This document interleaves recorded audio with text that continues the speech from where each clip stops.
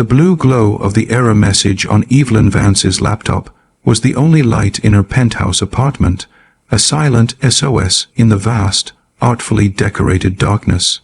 For Leo, balancing his toolbox while his 5-year-old daughter, Maya, slept curled in a blanket on the oversized white sofa, it felt less like a tech support call and more like crossing into a sacred, lonely universe.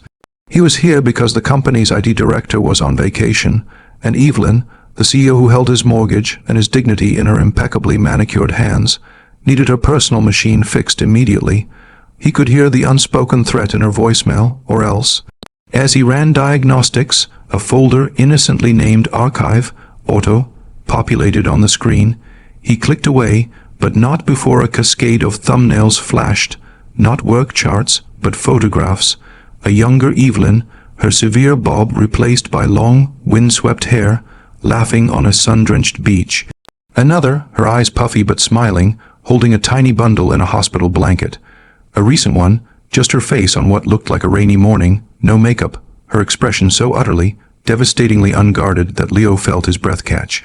This was not the titan of industry who signed his paychecks. This was a woman, achingly real and seemingly alone. He closed the window, his heart pounding as if he'd witnessed a crime.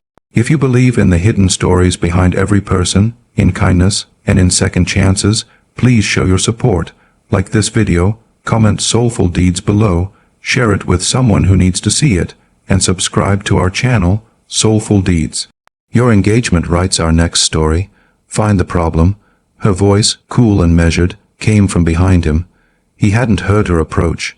She held 2 mugs of tea, her gaze flickering from him to the sleeping Maya. Corrupted driver, Leo managed, his voice rough. I can reinstall it. She set a mug beside him as she leaned over to place the other on the coffee table near Maya. Her perfume, something like night, blooming jasmine, filled the space. She straightened, her eyes not on the screen, but on the closed photo folder icon. A beat of silence stretched, thin and fragile. Then, she did not ask about the computer. She wrapped her arms around herself, a shield against the quiet, and without looking at him, she whispered the question that shattered the professional world entirely. Do you think I'm pretty? The words hung in the air, immense and vulnerable. Leo froze, the screwdriver in his hand feeling absurd. He saw the challenge in her lowered eyes, the defiance mixed with a raw need for a truth no boardroom could provide.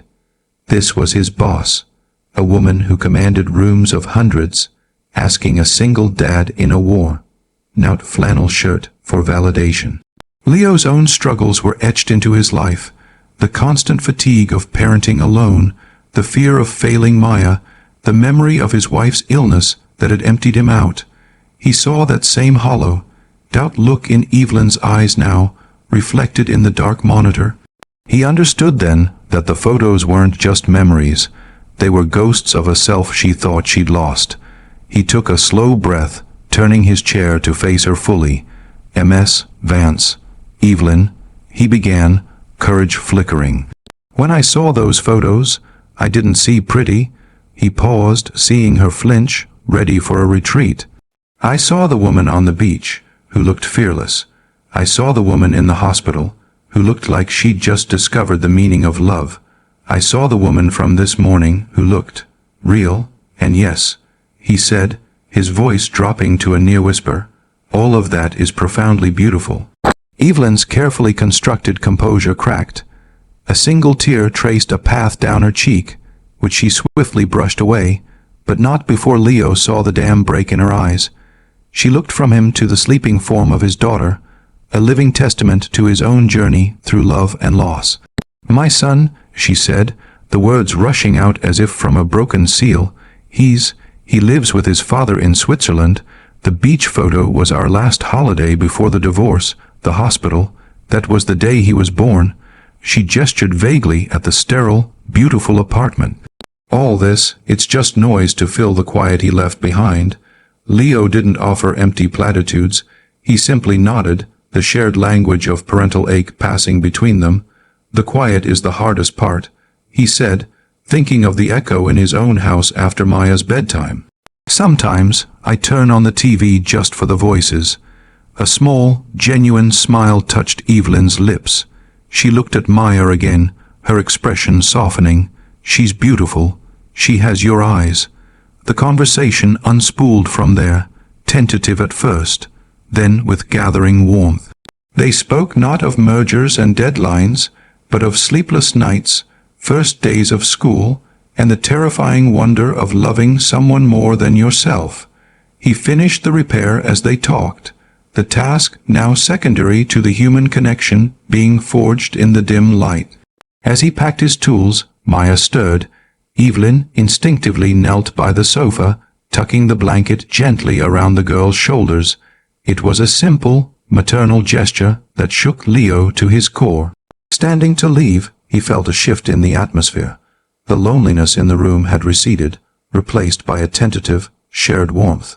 The computer should be perfect now, he said. Evelyn walked them to the door. "Thank you, Leo," she said, and her meaning carried layers. For the repair, for his words, for the glimpse of normalcy his daughter's presence brought. If this story touched your heart, if you believe in the unexpected moments that change our lives, please let us know. Share your thoughts in the comments, and if you felt that connection, please like and share this video to spread its message. Under the canopy of the city lights, with Maya drowsy in his arms, Leo felt a weight lift. He had walked into a fortress of solitude and found not a boss, but a fellow traveler. And in her penthouse, Evelyn Vance stood for a long time at her floor-to-ceiling window, not looking down at the city she ruled, but watching the man and his child disappear into the night, a faint, unfamiliarly hopeful feeling stirring in her chest. The repaired laptop sat on the desk, its screen dark, but for the first time in years, the room around it did not feel empty. We would be deeply moved to hear what you felt in this moment. Please leave a comment below with your thoughts before you go.